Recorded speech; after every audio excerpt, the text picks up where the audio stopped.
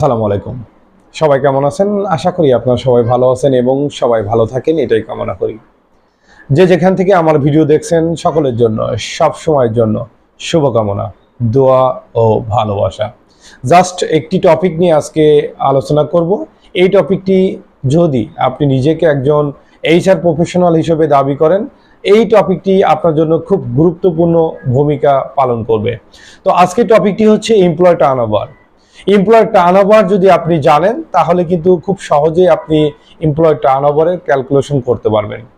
ক্যালকুলেশনের আগে আপনাকে জানতে হবে যে এমপ্লয় টার্নওভারের কত পার্সেন্টে একটি প্রতিষ্ঠানের জন্য ভালো ভূমিকা পালন করে এবং কত পার্সেন্ট হলে প্রতিষ্ঠানের আস্তে আস্তে ক্রমাগতভাবে খারাপ দিকে যাচ্ছে, সেটা আপনি বুঝতে পারবেন।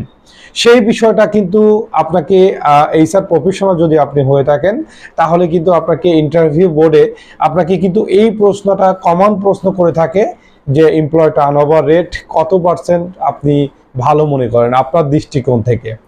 তো এটা বিভিন্নভাবে বিভিন্ন পার্সেন্টেজ আমরা উল্লেখ করে থাকি। আসলে অ্যাকচুয়াল আমাদের জানা দরকার যে এমপ্লয় টার্নওভার কত পার্সেন্ট আসলে একটি কোম্পানির জন্য ভালো হিসেবে ধরা হয়।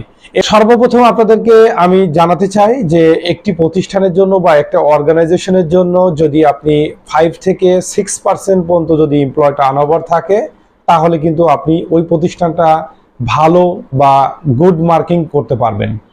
আমি আবারও বলছি, একটি প্রতিষ্ঠান বা একটি অর্গানাইজেশনের জন্য এমপ্লয় টার্নওভার পার্সেন্টেজ যদি 5 থেকে 6%, আমি আবারও বলছি এমপ্লয় টার্নওভার 5 থেকে 6% যদি হয়ে থাকে, তাহলে ওই প্রতিষ্ঠানের টার্নওভার রেটকে গুড মার্কিং আপনি করতে পারবেন।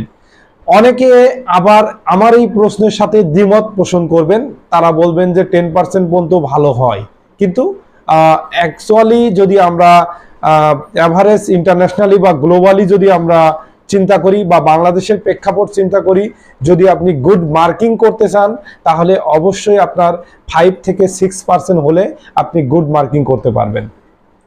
যদি আপনার 7% থেকে 8%, 9%, 10% এবং এর ঊর্ধ্বে যায়, তাহলে কিন্তু আপনাকে এই টার্নওভার রেট যখন 7% এর ঊর্ধ্বে হচ্ছে বা 8% এর ঊর্ধ্বে হচ্ছে, তখন কিন্তু আপনাকে এটা অ্যানালাইসিস করতে হবে এবং আপনার প্রসেসে কি কি প্রবলেম আছে সেগুলো অ্যানালাইসিস করতে হবে।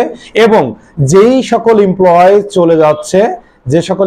চলে যাচ্ছে তাদেরকে এক্সিট ইন্টারভিউর ব্যবস্থা করতে হবে এবং তাদের কাছ থেকে তাদের কি কি প্রবলেম আছে সেই বিষয়গুলো ফাইন্ড আউট করতে হবে এবং সেই অনুযায়ী প্রয়োজনীয় পদক্ষেপ নিতে হবে। এটা হচ্ছে এমপ্লয় টার্নওভারের জন্য আপনার ইন্টারভিউ বোর্ডের খুব কমন প্রশ্ন যে এমপ্লয় টার্নওভারের গুড মার্কিং পার্সেন্টেজ কত। সেক্ষেত্রে অবশ্যই কিন্তু আপনাকে 5 থেকে 6% হলো গুড মার্কিং পার্সেন্টেজ। যদি আমরা 7% থেকে এর ঊর্ধ্বে যদি কোনো প্রতিষ্ঠানে থেকে থাকে, তাহলে সেখানেই কিন্তু আপনাকে এটাকে খারাপ দিকে যাচ্ছে বা ক্রমাগত খারাপ হচ্ছে, সেজন্য কিন্তু আপনাকে এটা অ্যানালাইসিস করতে হবে এবং সেই অ্যানালাইসিসের কারণ হিসেবে কিন্তু আপনাকে এক্সিট ইন্টারভিউর ব্যবস্থা করতে হবে। যে সকল এমপ্লয় চলে যাচ্ছে তাদের কাছ থেকে তাদের মূল্যবান মতামত নিয়ে সেই দিকগুলোকে আপনাকে কিন্তু কারেকশন করতে হবে এবং সেই অনুযায়ী কিন্তু আপনার প্রয়োজনীয় পদক্ষেপ নিতে হবে। তো এটা হচ্ছে আপনার এমপ্লয় টার্নওভার নিয়ে আজকের আলোচনা।